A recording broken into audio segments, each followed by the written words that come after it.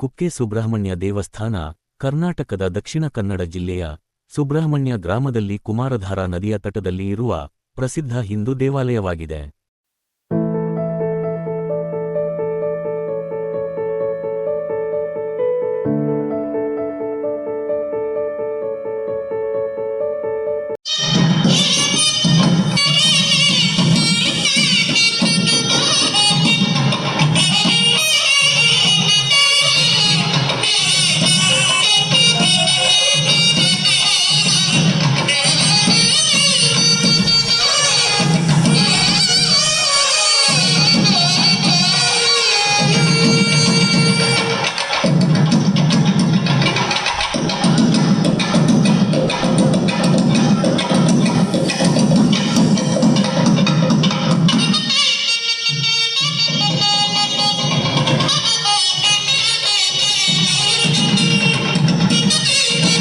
ಶ್ರೀ ಸುಬ್ರಹ್ಮಣ್ಯ ಸ್ವಾಮಿಯನ್ನು ನಾಗಗಳ ಅಧಿಪತಿಯಾಗಿ ಪೂಜಿಸಲಾಗುತ್ತದೆ. ಪುರಾಣಗಳ ಪ್ರಕಾರ ಗರುಡನ ಭಯದಿಂದ ನಾಗರಾಜ ವಾಸುಕಿ ಈ ಕ್ಷೇತ್ರದಲ್ಲಿ ಆಶ್ರಯ ಪಡೆದನು. ಆಗ ಶ್ರೀ ಸುಬ್ರಹ್ಮಣ್ಯ ಸ್ವಾಮಿ ವಾಸುಕಿಗೆ ರಕ್ಷಣೆ ನೀಡಿ ಇಲ್ಲಿಯೇ ನೆಲೆಸುವಂತೆ ಅನುಗ್ರಹಿಸಿದರು.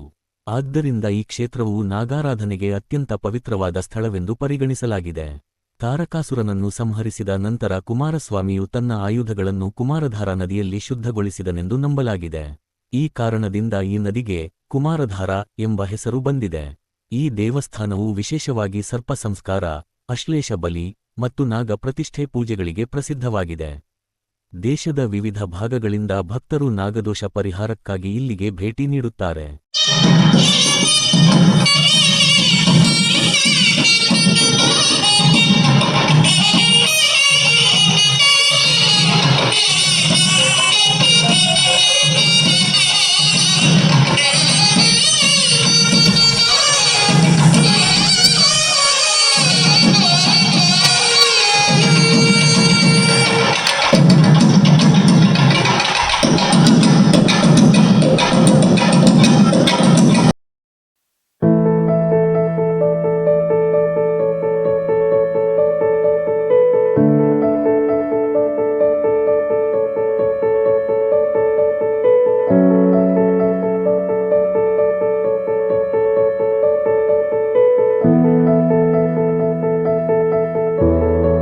ಪಶ್ಚಿಮ ಘಟ್ಟಗಳ ಸುಂದರ ಪ್ರಕೃತಿ, ಕುಮಾರ ಪರ್ವತದ ಹಿನ್ನೆಲೆ ಹಾಗೂ ಆಧ್ಯಾತ್ಮಿಕ ವಾತಾವರಣದಿಂದ ಕುಕ್ಕೆ ಸುಬ್ರಹ್ಮಣ್ಯ ಕ್ಷೇತ್ರವು ಕರ್ನಾಟಕದ ಪ್ರಮುಖ ತೀರ್ಥಕ್ಷೇತ್ರಗಳಲ್ಲಿ ಒಂದಾಗಿದೆ.